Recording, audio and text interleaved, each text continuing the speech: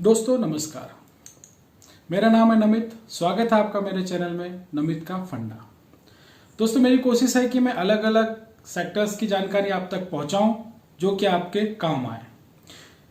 आज इस वीडियो में मैं आपसे बात करूंगा आईपीओ के बारे में। आखिर आईपीओ है क्या, कैसे आईपीओ को सब्सक्राइब किया जाता है, सब्सक्राइब करने के लिए किन किन चीज़ों की ज़रूरत होती है और क्या वाकई में आईपीओ फायदेमंद होता है या नहीं। ये सारी बातें करेंगे हम इस पूरे वीडियो में। अंत तक जरूर बने रहिएगा दोस्तों वीडियो पसंद आए तो लाइक कीजिएगा, अपने दोस्तों के साथ, फ्रेंड सर्कल के साथ शेयर कीजिएगा और दोस्तों सब्सक्राइब करना मत भूलिएगा ताकि आपको मेरे आने वाले वीडियो टाइम टू टाइम मिलते रहें।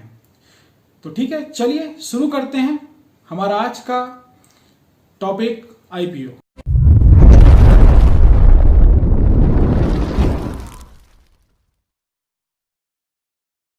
हमारा जो आज का आईपीओ का टॉपिक है वो आता है प्राइमरी में कि सबसे पहले जब कंपनी लिस्ट होने के लिए अप्लाई करती है तो उसे रखते हैं सेबी जो है, जो पूरा रेगुलेट करता है शेयर मार्केट को, वो रखती है उसको प्राइमरी इसमें। सबसे पहले red herring prospectus company SEBI के वहाँ सबमिट करती है जिसमें कंपनी से सारी डिटेल होती है कि आखिर वो आईपीओ क्यों लेकर आना चाहती है, उसके कैपिटल्स क्या है, कैपिटल प्रॉफिट कितना है, लॉस कितना है, हर एक जानकारी उसके रेड हेरिंग प्रोस्पेक्टस में रहता है जो कि सभी पब्लिकली अवेलेबल होता है। आप सेबी की वेबसाइट में जाकर चेक कर सकते हैं। तो ठीक है, अब आते हैं हम हमारे मेन टॉपिक में आईपीओ के बारे में। आईपीओ हम इसको देखें तो इसका अर्थ होता है इनिशियल पब्लिक ऑफरिंग। जब कोई कंपनी अपने शेयर्स पब्लिक के लिए फर्स्ट टाइम लेकर आती है तो उसे कहते हैं आईपीओ। अब ऐसा क्यों करती है कंपनी ऐसा कई कारणों से करती है। जैसे मेनली अगर हम देखें तो एक्सपेंशन के लिए कि एक जगह कंपनी ए ने अपना बिजनेस स्टार्ट की, उसके बाद धीरे धीरे बिजनेस ग्रो करने लगा। अब वो अपने बिजनेस को एक्सपांड करना चाहती है तो उसके लिए वो क्या चाहेगी, कैपिटल। अब कैपिटल या तो बैंक के थ्रू लेती है या फिर आईपीओ के थ्रू। तो बैंक के थ्रू अगर वो लेती है तो उसे रिटर्न करना होता है, जबकि आईपीओ में उसे रिटर्न नहीं करना होता है।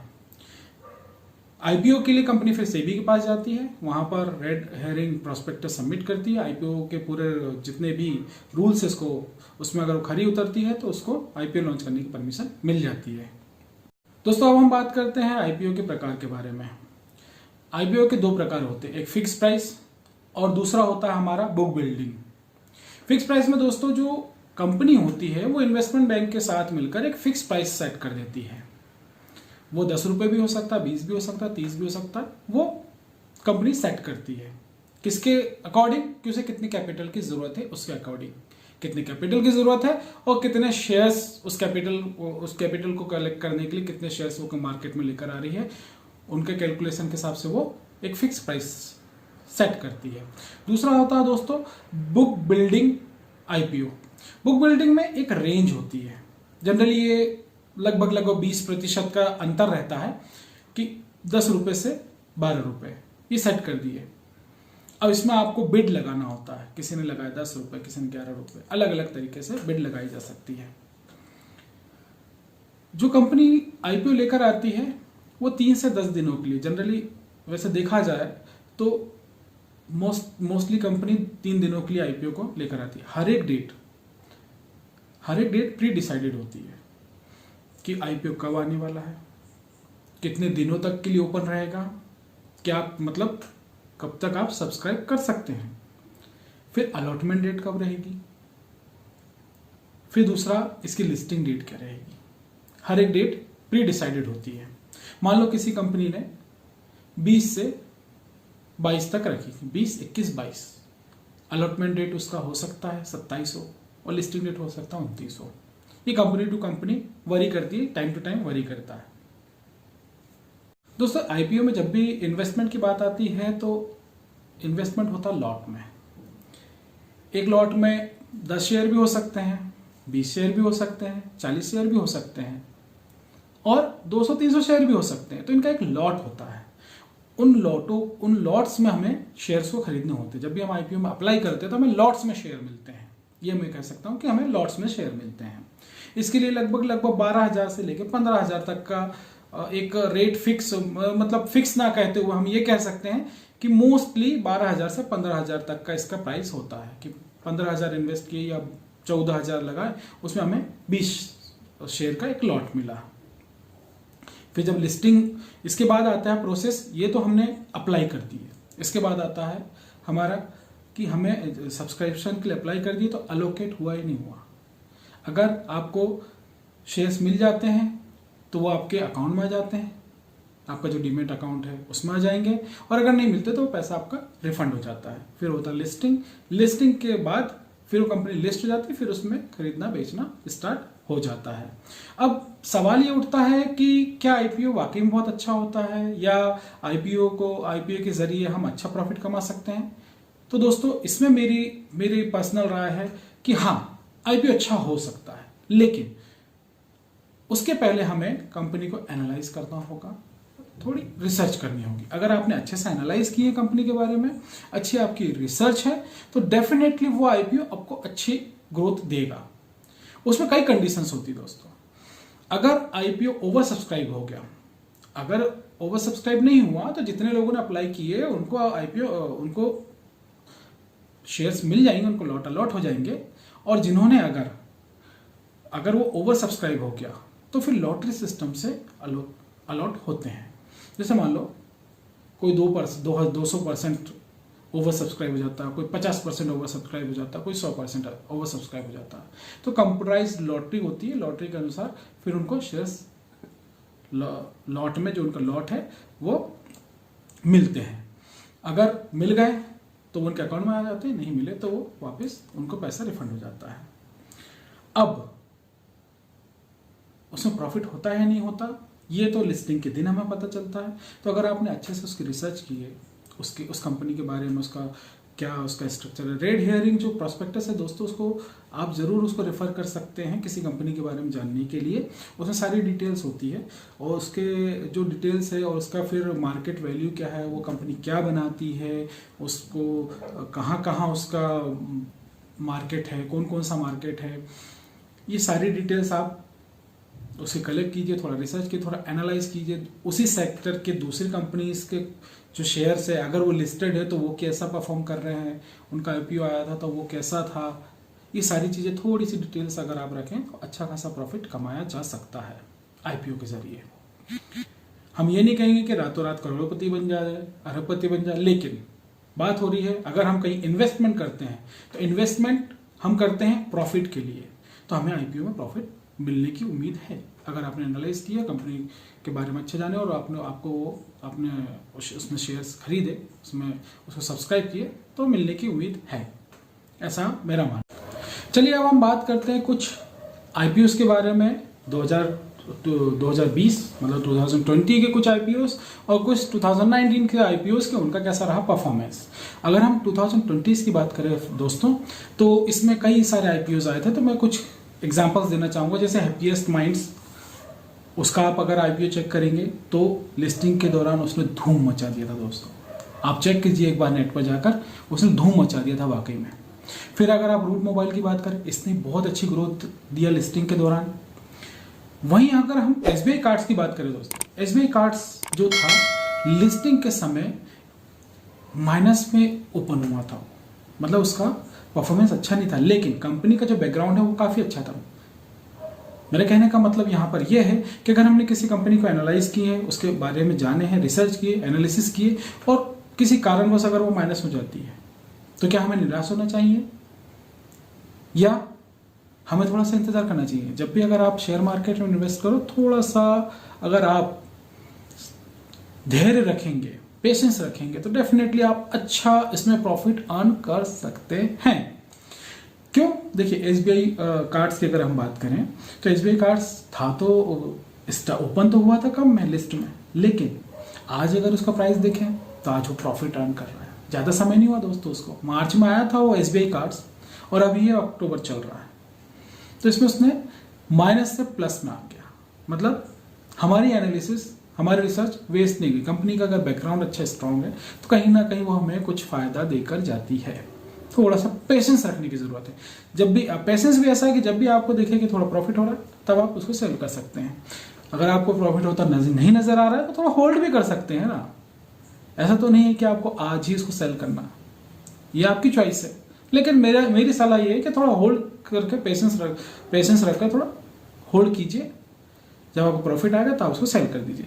वहीं हम अगर 2019 की बात करें, 2019 में दोस्तों IRCTC का IPO आया था। अगर आप नेट पर सर्च करेंगे IRCTC का IPO, जो जब लिस्ट हुआ था तब भी और आज भी मार्केट में काफी अच्छा परफॉर्म कर रहा है। उसका बैकग्राउंड काफी अच्छा है। अगर आप उसके बारे में स्टडी करेंगे तो बैकग्राउंड भी काफी अच्छा है उसको एनालाइज कीजिए आप। वहीं अगर हम देखें तो एफएल इंडिया करके एक कंपनी आई थी, उसका तो अगर आप देखें तो लगभग 2000 का डिफरेंस है। जब वो लिस्ट हुआ था तब के प्राइस से और आज के प्राइस से, और उसको भी ज्यादा समय नहीं हुआ। फिर एक ऐसा है प्रिंस पाइप्स, वो भी सेम SBI कार्ड्स की तरह माइनस में लिस्ट हुआ। तो क्या हमें ऐसे समय में निराश होना चाहिए? तो मैं कहूंगा नहीं, थोड़ा सा पेशेंस रखिए भैया, आपको कभी ना कभी कंपनी अच्छा प्रॉफिट देगी। लेकिन ये कब? जब आप अच्छे से रिसर्च और अच्छे से एनालिसिस कर उसमें इन्वेस्ट करते हैं। तो ऐसा नहीं कि आपने बिना एनालिसिस के कि मेरा फ्रेंड है, वो कंपनी ए का एक कोई IPO आया है और वो ले रहा है तो मुझे भी लेना है, ब्लाइंडली। ऐसा नहीं करना चाहिए कभी भी। शेयर मार्केट में ब्लाइंडली काम बिल्कुल भी नहीं करना। जो भी चीज हो, जिसमें भी आप इन्वेस्ट करना चाह रहे हो, आज नहीं करते हुए आप कल कीजिए, परसों कीजिए, लेकिन थोड़ा सा रिसर्च कीजिए, थोड़ा सा एनालिसिस कीजिए और फिर इन्वेस्ट कीजिए। उससे क्या होगा? उससे ये होगा कि आपको एक तो मार्केट का बारे में पता चलेगा, दूसरा आपको प्रॉफिट कैसे अर्न करना उसकी भी थोड़ी थोड़ी आप स्ट्रैटेजी बनाना चालू कर दोगे अपने अनुसार। अब बात करते हैं कि 3 दिन के लिए तो IPO होता है, तो क्या मुझे पहले दिन IPO लेना चाहिए या दूसरे दिन या तीसरे दिन? मैं सलाह देना चाहूंगा कि आप तीसरे दिन लीजिए। मान लो 20, 21, 22 3 दिन के लिए IPO खुला हुआ है। तो ऐसा क्यों? मैं क्यों सलाह दे रहा हूं? देखो 20 तारीख को अगर वो ओपन हुआ तो 20 में उसको परफॉर्मेंस देख लीजिए कैसा परफॉर्म कर रहा है वो। 21 में कितना उसका सब्सक्राइब हुआ, हो सके 21 में वो 50% ओवर सब्सक्राइब हो गया, 22 में आप खरीद लीजिए। इससे आपको ये पता चलेगा कि मार्केट में क्या ट्रेंड चल रहा है, क्या रिस्पॉन्स है उस कंपनी का, जो इन्वेस्टर्स है उसके बीच में क्या रिस्पॉन्स है उसका। देखिए जब भी कंपनी का ओवर सब्सक्राइब होता है तो ऐसा नहीं कि मैंने अगर तीसरे दिन में लिया हूं तो मुझे वो उसका IPO नहीं मिलेगा। वो तो रैंडमली लॉटरी वाइज अलॉट होता है। तो उसमें हो सकता है कि जिसने पहले दिन अप्लाई किया उसको भी ना मिले और तीसरे दिन जिसने अप्लाई किया उसको मिल जाए, या दोनों को ना मिले, सेकंड डे जिसने अप्लाई किया उसको मिल जाए। तो इसमें कुछ भी ऐसा फिक्स नहीं है कि फर्स्ट डे वाले को मिलेगा या थर्ड डे वाले को मिलेगा। तीनों डेज का काउंट करके उसका फिर रैंडमली लॉटरी सिस्टम के थ्रू उनको अलॉट किए जाते हैं शेयर। तो इसलिए बिल्कुल भी आप जल्दबाजी ना करें किसी भी IPO के लिए। जिस दिन IPO की घोषणा हो, जिस दिन IPO लॉन्च की अगर आपने न्यूज़ देखें कि IPO लॉन्च होने वाला है किसी माध्यम से, चाहे आप YouTube चैनल के माध्यम से देखते हैं या न्यूज़ या पेपर, किसी के भी जरिए आपको ये जानकारी मिलती है, सबसे पहले उस कंपनी के बारे में थोड़ी सी जानकारी कलेक्ट कीजिए, थोड़ा सा उसके बारे में पढ़ें कि कंपनी क्या प्रोडक्ट बनाती है, क्या सेल करती है, इसके प्रॉफिट कितना हो रहा है, कंपनी का कितना डेट है, और अगर हुआ तो आप रेड हेयरिंग प्रोस्पेक्टस भी पढ़ सकते हैं, उससे काफ़ी आपको जानकारी मिलेगी। और दूसरी बात, इसका प्रॉफिट कितना हो रहा है, किस हिसाब से ग्रो कर रही है, और अलग अलग एक्सपर्ट से क्या रिव्यूज़ है, रिव्यूज़ जरूर देखिएगा।